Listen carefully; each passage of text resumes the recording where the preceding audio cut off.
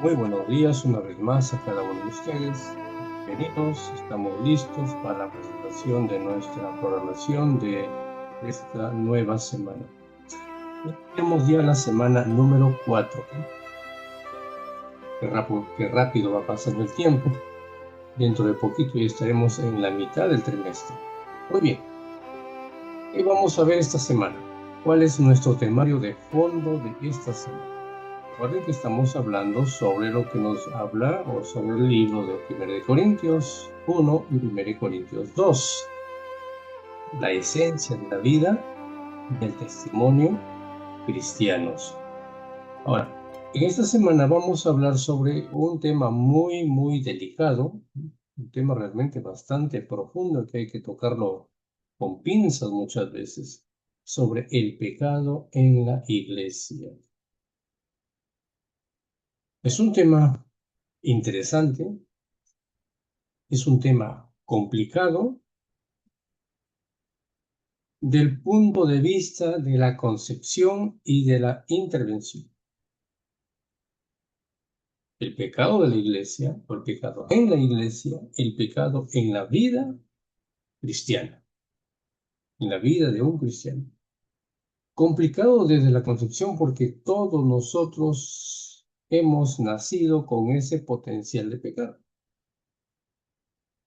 El salmista dice, ¿no? En pecado he sido concebido, en pecado me formó mi madre. Entonces, desde el vientre de nuestra madre ya venimos con ese potencial de pecar. Por eso es un tema bastante complicado realmente tratar esto. Ahora, ¿cómo vamos a juzgar a alguien que está pecando? ¿Cómo un pecador que peca va a ayudar a otro pecador a que no peque? ¿Recuerdan la experiencia o la historia de Jesús cuando trajeron a María Magdalena? Mira, Señor, mira, ¿qué dice la ley de Moisés? ¿Qué dices tú? Le dijo, perdón, en pecado.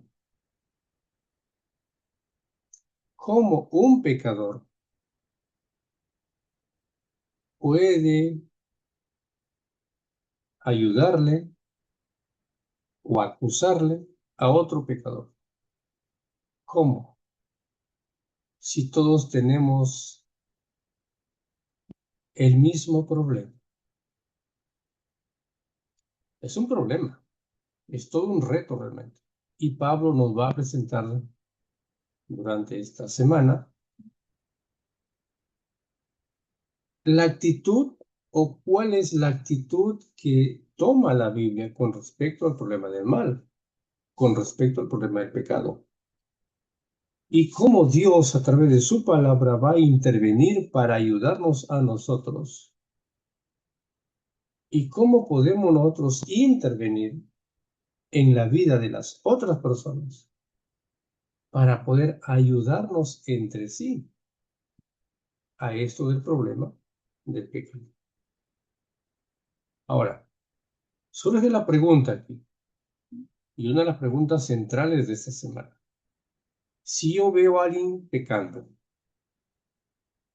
¿qué debo hacer? ¿Me quedo callado? ¿Cuál debería ser mi proceder? ¿Me tengo que meter en la vía del otro? ¿O este individualismo que ha impregnado al mundo que pueda llevar a la conclusión de, bueno, cada quien haga lo que quiera mientras que no me haga daño a mí? Bueno, con tal que a mí no me afecte, no es mi hijo, no es mi hija, no es mi esposo, no es mi esposa, no es mi familiar, no es mi padre, mi hermano, pues, que se arregle él solo su problema. Muchas veces decimos así, muchas veces tenemos nosotros ese concepto. No es mi problema, es su problema. Yo no me meto porque si no, me van a decir que yo también o me voy a ganar ciertos problemas. Voy a perder su amistad y creo que por ahí está el punto básico. ¿Cuál debe ser mi actitud? Si yo veo a alguien pecando, ¿me meto en su vida o no me meto en su vida? ¿Le digo o no le digo? No, no lo tenemos aquí en la presentación, pero tenemos un ejemplo bíblico. Un día David estaba en problema de pecado. David se había olvidado. Muchas veces nosotros por el mismo tiempo, por la costumbre, nos podemos olvidar. David se había olvidado de su pecado. Y un pecado gravísimo. Entonces vino el profeta y no le dijo, oye, tú eres pecador. O sea, el problema está en cómo, o el problema sería en cómo realmente nosotros queremos enfrentar la situación. Jesús mismo dijo, ¿no? Mira la paja, no mires la paja porque tú tienes una viga en tu ojo. Entonces, eso tampoco debe quitarnos crédito de que yo no me meto en su vida, a no ser que pues que también tengamos el mismo problema y estemos tratando de apañalar el problema. Esa es otra situación. Pero con el consejo que nos da la palabra de Dios, con el consejo que tenemos según San Mateo capítulo 18, es importante que nosotros vayamos y le hagamos saber su problema. Pero hay que tomar ciertos conceptos, ciertos consejos bíblicos. Y ahí tenemos al profeta que fue ante David y le dijo, no le dijo, mira, tú has pecado, tú has matado, tú has asesinado, tú eres un adúltero. No le dijo de frente eso. De tal forma que David solo pudo reconocer, ese soy yo. No sabía, me había olvidado. Entonces, todo esto se va a suceder bajo un contexto. O sea, si yo siento y veo de que mi vida no es un ejemplo, pues ¿con qué cara voy a poder enfrentar al otro y decirle que deje de pecar? Ahora, para ello, ¿qué es importante? El Antiguo Testamento nos deja un texto muy claro, a la ley y al testimonio. Porque si no digo conforme a esto, porque no nos está amaneciendo. A la ley y al testimonio. Esa es la situación más difícil para tener en cuenta cada uno de nosotros como cristianos. Porque nadie de nosotros está en el contexto de la ley y el testimonio. Cada cristiano sigue viviendo su vida como quiere. Y ya lo vamos a ver más adelante. Estoy todavía en la introducción. Ahora, tenemos un texto en el libro de Génesis que nos va a ayudar bastante. Caín mataba a Abel. Y entonces Dios le pregunta a Caín, ¿dónde está tu hermano? El asesino Caín responde, Señor, ¿acaso soy guarda de mi hermano? ¿Tengo algo que ver con mi hermano? La pregunta que nos hacemos, que el Señor Dios nos hace esta mañana a cada uno de nosotros. ¿Es usted guarda de su hermano? Ahora, la respuesta de Dios lo indica todo. La sangre de su hermano clama a mí desde la tierra. ¿Somos guarda de nuestros hermanos? Y ya lo habíamos explicado en un trimestre anterior esto. Claro que somos guarda de nuestros hermanos. Porque la sangre de él, el pecado de él está clamando. Está ahí muchas veces por desconocimiento. Está ahí muchas veces porque alguien no se atrevió a decirle, mira, vamos a levantarnos, vamos a estudiar, vamos a reforzarnos. Cada uno sigue su vida viviendo como quiere. No hay compasión por los demás. Hay mucha gente que por desconocimiento está cometiendo ciertos errores. Pero como el anciano, el líder del grupo, el pastor, no les interesa, o muchas veces no quieren meterse en el problema del hermano, van a permitir de que ese hermano se pierda y su sangre clame desde el fondo de la tierra. Por eso, mis queridos, es importante que tenemos nosotros, si tenemos una verdad, es importante que la digamos. Ahora, cosa distinta es que si él te hace caso o no te hace caso. Esa es otra situación. Pero tú cumple con tu misión. El Señor Jesús nos dio una misión en esta tierra. Y lo dejó muy bien plasmado en el libro de Mateo, capítulo 28, del 18 al 20. Nos entrega 3 pasos importantes. Ahora, en estos 3 pasos importantes, es bueno resaltar que para yo poder ir y decirle a alguien o preparar a alguien, es importante que yo, a la ley y al testimonio, tengo que prepararme. ¿Sí? Porque San Mateo dice, ¿no? Yo les voy a dar poder, dice el versículo 18, 28, 18. Después que yo les doy poder, van a ustedes allá a ser discípulos. A ese hermano que de repente todavía no tiene todo el conocimiento total de la vida cristiana. Para que lo prepare, para que él también sea un fiel servidor de Dios.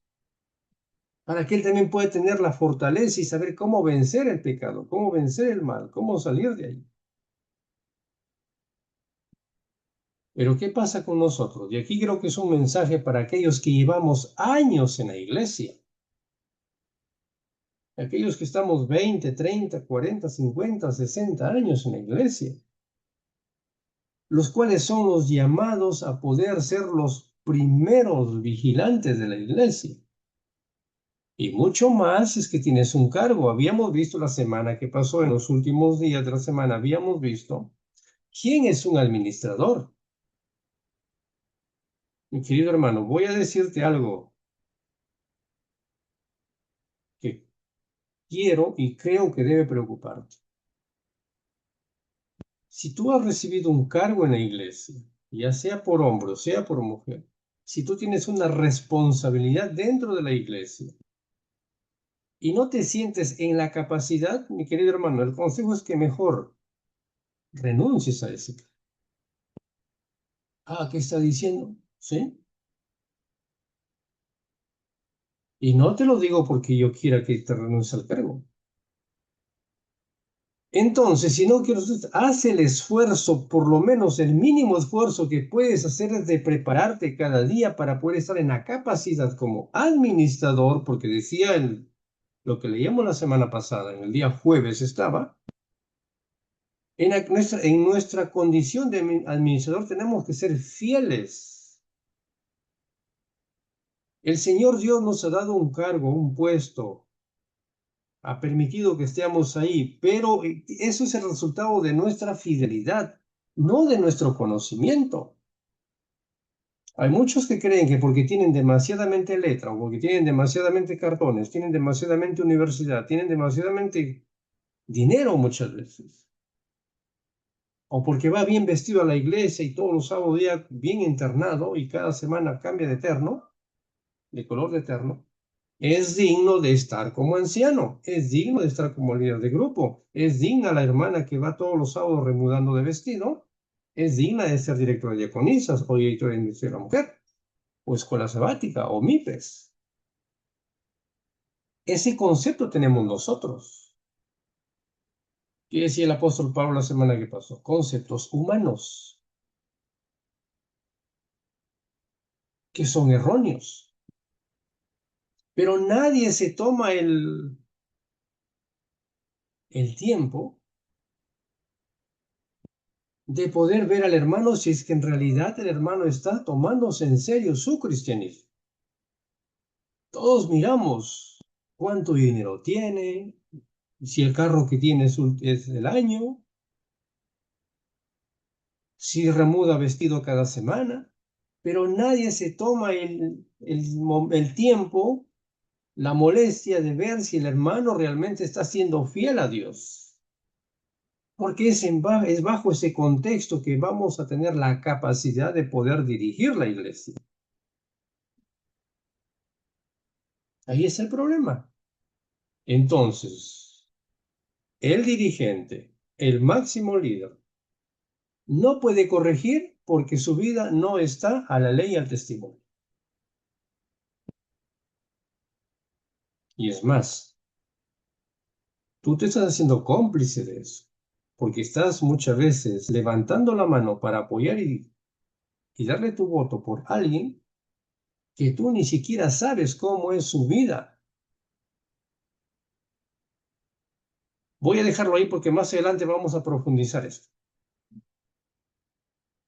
Entonces, la sangre de nuestro hermano está clamando desde el fondo de la tierra. Entonces, para ello yo tengo que prepararme, tengo que instruirme para poder enseñarle, para poder decirle, mira hermano, aquí la Biblia dice, y voy, aquí la Biblia te dice, y aquí también nos dice, y nos dice el Espíritu de Profecía. Tengo que prepararme para yo poder ir y decirle y prepararlo, instruirlo. Ahora, si él no quiere, después de todo esto, él no quiere, entonces, ¿qué dice San Mateo 18? Como Pilatos, ¿no? Te lavas las manos, yo ya no soy culpable de tu sangre. Ese es tu problema, hermano. Yo ya te aconsejé, ya te dije, ya te instruí, ya te enseñé, te mostré la Biblia. No quieres y ahora es tu problema. Yo ya salvé, como decimos en nuestro vocablo criollo, yo ya salvé mi pellejo. Y la Biblia nos da ese crédito, por si acaso. Así que vamos a sumergirnos en esta semana. Vamos a hablar lo que pasó en la iglesia de Corinto. Una iglesia realmente bastante pecaminosa, una iglesia bastante imperfecta, pero que a pesar de esto Dios nunca lo rechazó. Pero Pablo fue claro en poner las situaciones. Ojo que hay una frase común que decimos nosotros, aunque no es correcta, pero es la frase común que decimos. Pablo no tuvo pelos en la lengua para decir estas cosas. ¿Dónde están las fallas? ¿Dónde ellos tenían que mejorar? Y Pablo fue claro. Este es problema, este es pecado, y Pablo lo denunció claramente. Claro que por eso también si él sufrió persecución, prisión, tuvo que irse a otro lugar, es por estas situaciones, porque él fue claro en decir las cosas. A Pablo no le tembló la mano en denunciar los pecados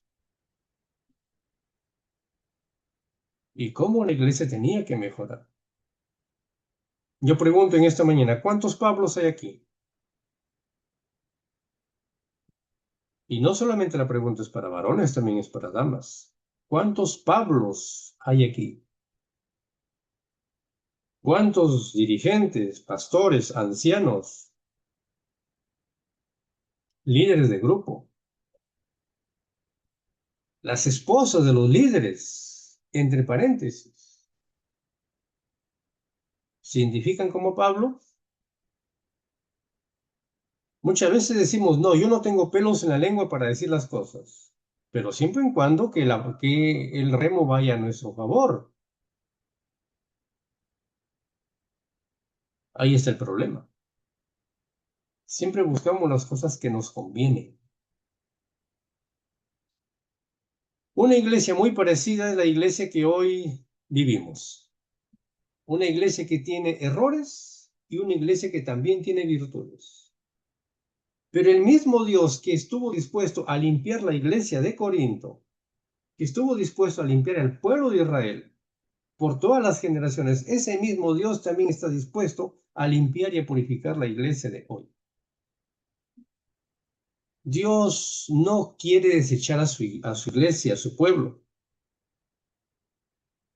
Dios quiere acabar con el pecado en la iglesia. Pues es el tema de la semana, el pecado en la iglesia. Mira lo que dice el apóstol Pablo, y es muy importante porque aquí yo creo que este texto va a ser muy importante analizar esta semana, y vamos a culminar el día viernes dándole un mayor enfoque a ese texto. ¿No saben que su cuerpo es el templo del Espíritu Santo, que está en ustedes y que tienen de Dios y que no son sus propios dueños? Porque han sido comparados por precio.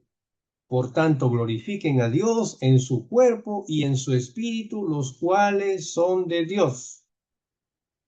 Hay varias cosas importantes aquí de Pablo. Pablo está preguntando a la iglesia, oigan, ¿no saben ustedes que son de Dios? ¿Que ustedes le pertenecen a Dios? ¿Por qué está olvidando que usted no es su propio dueño? Pero ¿cuál es la actitud humana? Yo hago con mi dinero lo que quiero, yo hago con mi tiempo lo que quiero, yo hago con mi cuerpo lo que quiero, y como hago con mi cuerpo lo que quiero, bueno, aunque esto también se da en la iglesia. El otro día me dio realmente pena cuando un joven de la iglesia, de una iglesia X, me dicen, mi amiga es la de la farmacéutica de la esquina. Y un día yo voy a la farmacia y conversando me dice, fulana, que es la nieta del anciano de la iglesia, y que por cierto es dirigente de la iglesia, esta señorita, viene cada mes a colocarse su ampolla. Ya saben a qué me refiero, ¿no? Es una señorita, pero que está yendo cada mes a colocarse su ampolla. Queridos, hago con mi cuerpo lo que quiero. Esta señorita, miembro de la iglesia, dirigente de la iglesia, está practicando un aborto. Está en un desorden sexual. Está rompiendo la regla del matrimonio. Y es una miembro de iglesia. Es una dirigente de iglesia que cada sábado está ahí al frente predicando, eh, dirigiendo un programa, que está tocando muchas veces las cosas sagradas del templo. De repente es una diaconisa. De repente está yendo al frente en el grupo del Ministerio de la Mujer y está ahí orando por los pedidos. Señor, ten pena, ten compasión, mejora la salud de mi hermano, mi hermana, fulano, su tal. Hago con mi cuerpo lo que quiero. Y eso es lo que decíamos la semana que pasó y lo hablamos el día jueves. Muchas hermanas que están yendo al lugar sagrado, muchas diaconisas, muchos ministerios de la mujer que están yendo al lugar sagrado, pero sin saber realmente cómo está su vida, qué están haciendo. Están yendo a tocar lo sagrado, pero su vida no es a la ley y al testimonio. ¿Por qué? Y el apóstol Pablo esta semana nos va a atacar en ese punto importante. Y esperemos de que estemos en la capacidad de poder realmente comprender esto. Y muchos dirigentes, pastores, ancianos que están enmudeciendo porque también están en el mismo problema. O ellos o sus esposas.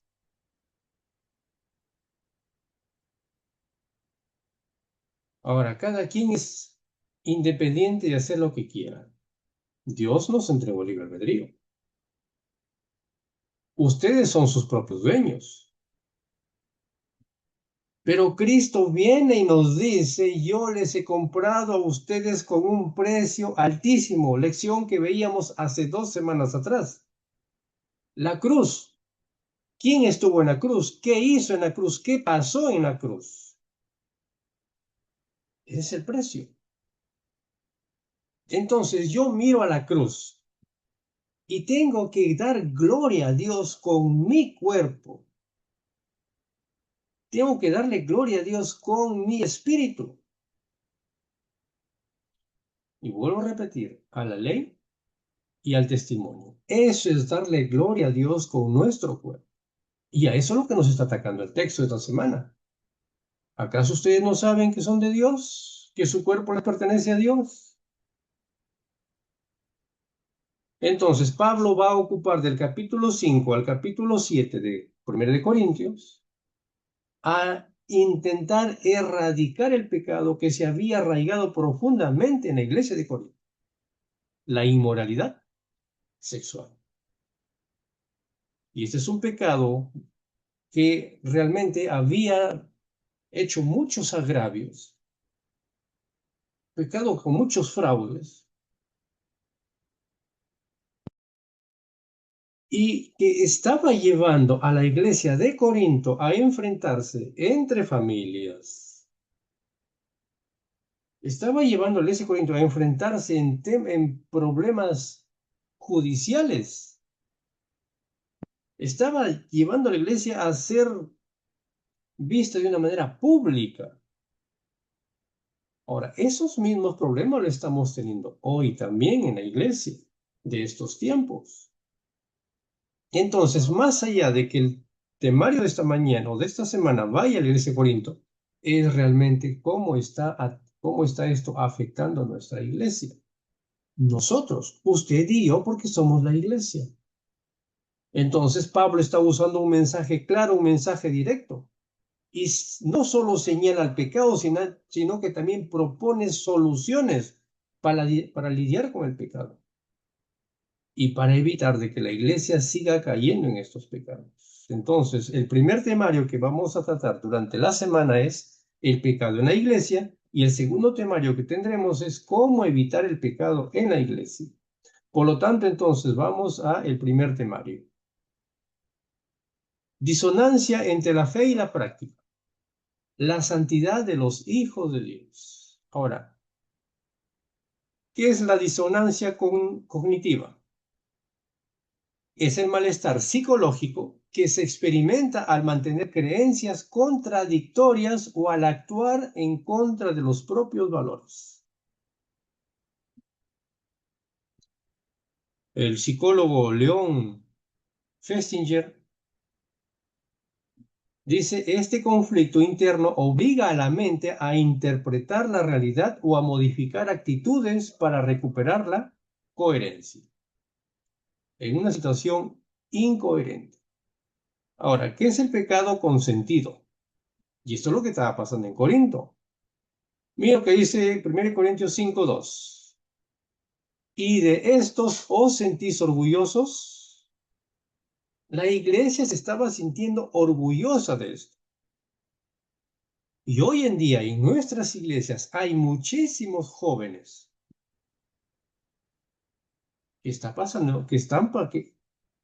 jóvenes de la iglesia que están pasando por el mismo problema. Como el caso de esta chica que ya les acabo de comentar. Y como eso hay muchísimos. Porque se ha perdido el celo. Porque ya los líderes de la iglesia, los dirigentes de la iglesia, ya han perdido ese celo que había antes. Porque se escoge a cualquiera que sea anciano, se escoge a cualquiera que sea consejero de jóvenes, de señoritas, se escoge a cualquiera. No se toma en cuenta realmente el celo de que aquella persona tiene, porque si es un consejero, es alguien que tiene que estar por lo menos teniendo muy presente en un 50% a más a la ley y al testimonio. Pero ahora, como se le mira por vestimenta, se le mira quién en realidad invita a los jóvenes a comer y a ese se le coloca como consejero, aunque su vida sea una vida desordenada. Y de esto os sentís orgullosos, dice el apóstol Pablo aquí en 1 Corintios 5:2. No deberíais, más bien haber lamentado lo sucedido y haber expulsado de entre vosotros al que hizo tal cosa. Expulsado al que hizo tal cosa. Estoy leyendo lo que dice el texto bíblico. Sí, estoy tomando la nueva versión internacional. La idea es poder tener claridad del texto. Miren lo que dice el versículo 1. Y ya del dominio público que hay entre ustedes un caso de inmoralidad sexual que ni siquiera entre los paganos se puede tolerar. Esto sí era terrible. En los paganos no se puede tolerar, pero aquí en la iglesia se está tolerando que uno de ustedes tiene por mujer a la esposa de su padre.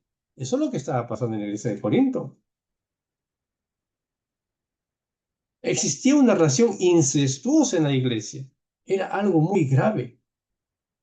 Pero el caso agravaba más porque en lugar de generar repulsión entre los miembros, estos estaban orgullosos de poder tolerar el pecado. Me imagino que este joven tenía peso en la iglesia, o esta hermana, y es por eso que nadie se atrevía a decirle nada. Cuidado, mis hermanos, con eso. La iglesia estaba formada principalmente por gentiles. Su propia conciencia les decía que el incesto no debía tolerarse.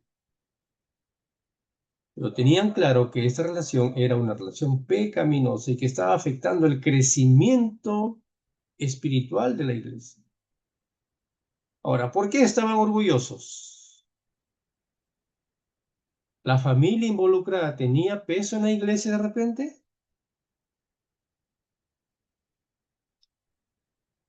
Porque hoy muchas veces nos sentimos orgullosos de esto. Hay familias hoy en la iglesia que tienen mucho peso. Y pesan porque pesan. Y yo creo que más de uno es consciente de esto. Yo creo que todos conocemos esto. Pero todos nos quedamos calladitos. El Antiguo Testamento da una denuncia muy clara, ¿no? Y les dice a los quienes son los, entre paréntesis, los guardas de la iglesia. Son perros mudos. Callan. ¿Por qué? Porque también están soñolientos, porque también están en la misma situación. Entonces, no tenemos la capacidad de tener la ley y el testimonio. En lo que dice el versículo 6. Hacen mal en jactarse, les dice el apóstol Pablo. ¿No se dan cuenta de un poco de levadura fermenta toda la masa? ¿No se dan cuenta que ese pecado que hoy puede estar pequeñito, mañana va a ser más grande? Porque ustedes callan. Hay muchos pastores que dicen, bueno, yo ya estoy de salida, ya me van a cambiar, así que no me meto en problemas, quiero irme limpio. El próximo que se haga cargo. O muchos ancianos que dicen, bueno, yo ya acabó mi ciclo, ya acaba pues no quiero tener problemas con el hermano, la próxima junta que se encargue. Y viene la próxima junta y lo mismo dice, bueno, yo no recién sé el problema, vamos a esperar qué pasa, ¿eh? Vamos a esperar que pase 3, 4, 5, 6 meses, nos olvidamos y el tiempo va pasando. Y el pecado cada vez se va haciendo más grande. Todos se hacen de la vista gorda. Nadie conoce nada, nadie sabe nada. Todos están calladitos, perros mudos. Así dice la palabra de Dios. Entonces, esa masa que hoy está pequeñita sirve como levadura, cada día va creciendo, creciendo, creciendo y de pronto va a llegar un momento en que va a tener que explotar. Va a tener que reventar. Y a veces, cuando esto pasa, muchas veces es tarde para poder remediar. Entonces, es por eso que el Señor Dios nos llama a la santidad de los hijos de Dios. Ojo, esto es un asunto que la Biblia se exige, no se sugiere. La Biblia no sugiere, bueno, hermanos, sugiero que sean santos. Ojo, no, vamos a ver algunos textos. Y toma en cuenta bien esos textos. Primero de Pedro 1:16, porque escrito está. ¿Qué dice? Pedro dice, no, bueno, vamos a sugerir. Así dice Pedro, ¿no? Escrito está, sé santos porque yo soy santo, dijo Jesús. Escrito está, no podemos borrarlo, es un principio en otras palabras. Entonces tenemos que entender qué es realmente la santidad. Voy a otra versión. Pues escrito está, sean santos porque yo soy santo. Sean, es un mandato. Entonces, esto no es una sugerencia, no es una orden, es un imperativo. Vamos a otro texto, vamos a Mateo. Por tanto, sean perfectos como su Padre Celestial es perfecto.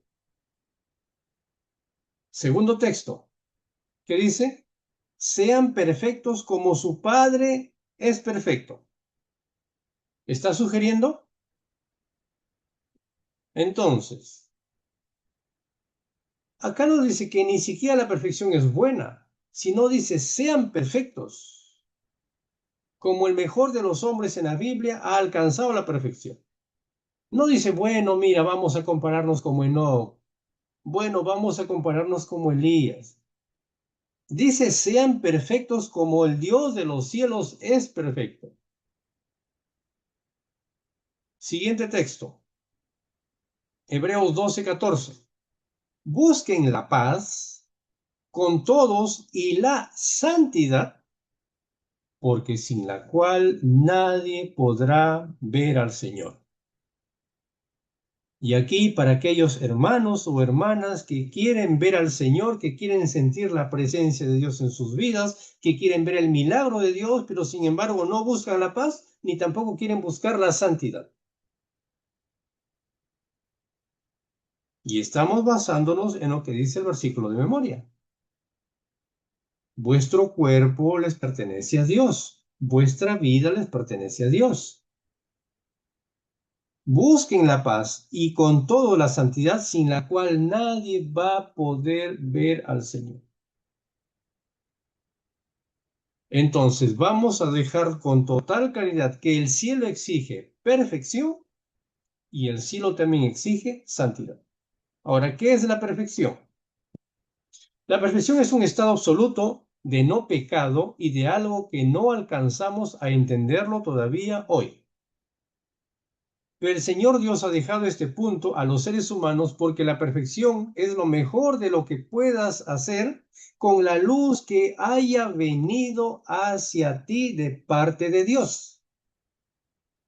Necesito tener luz para poder tener perfección y para poder tener santidad. Dios no me va a exigir un comportamiento o una actitud de unos frutos si es que yo no recibo luz. Pero ahora Dios me está exigiendo aquí porque dice, sean, escrito está, porque Dios ya nos está dando luz. Es por eso entonces que Dios nos está exigiendo. En la medida de la luz que vayamos recibiendo, nosotros vamos a ser juzgados. Yo recibo luz, recibo conocimiento, recibo verdad. Entonces yo voy a ir viviendo de acuerdo a la luz, al conocimiento y a la verdad que voy recibiendo. Ahora, si yo no lo quiero hacer, ese es otro asunto. Tiene que ser un estado de un constante crecimiento. Es como una planta, ¿no? Una planta, ¿cuándo va a crecer y va a dar buen fruto? Cuando yo le voy dando un buen proceso, no cuando lo vea grandota después de un año y el tallo está tan finito que ni viene el viento, se cae, voy a colocarle abono. Ya no, porque es tarde. Quiero tener una buena planta, tengo que comenzar a alimentarlo desde abajo, desde sus primeros días. Entonces, la santidad se le otorga a los hijos de Dios cuando vienen a Cristo y se arrepienten, como dice el apóstol Pedro en el libro de los Hechos, y se entregan a Él, entran en un proceso de santificación constante. Cada mañana, cada día, 7 veces a la semana. Entonces, viene Jesús y dice, sepárese del mal límpiense del pecado. Cristo dice, vengan a mí que yo tengo el antídoto. Yo tengo el limpiador efectivo contra la suciedad que todos los seres humanos tenemos. Cristo dice, yo te voy a limpiar con mi sangre, yo te voy a dar el poder para obedecer. San Mateo capítulo 18, versículo 18, que ya mencionábamos al inicio. Cristo, ¿qué le dijo a María Magdalena, a la mujer pecadora? ¿Qué le dijo? Mira, a ver, puede ser, ¿no? Mira, yo te amo, hija, yo te voy a querer salvar, ¿no? Anda nomás, sigue nomás. Así le dijo Jesús a la María Magdalena, ¿verdad? ¿Qué le dijo Jesús? Yo no te condeno. Mostró su amor, pero le dijo, vete y no peques más. Nosotros resaltamos la primera parte. No, mira, Jesús no condenó a María Magdalena. Yo tampoco puedo condenar a mi hermano entonces. Que siga pecando. No, vamos a perdonarlo, pues es el hijo del pastor, pues vamos a perdonarlo, es el hijo del primer anciano. A que cuando pedimos dinero para el aniversario, él nos da ahí y todos comemos gratis. Así que hay que perdonarle, pues el hijo del hermano. Gravísimo error. Estamos mal acostumbrando a la iglesia, a los miembros. Jesús dijo, yo no te voy a condenar, pero sí, vete y no peques más. Entonces, aquí hay un grave error. No podemos seguir cometiendo este grave error. No podemos seguir diciéndole a la gente, a los miembros, a los jóvenes, al hermano, a la hermana, que el Señor va a salvar a la gente porque nos ama mucho. ¿Sí?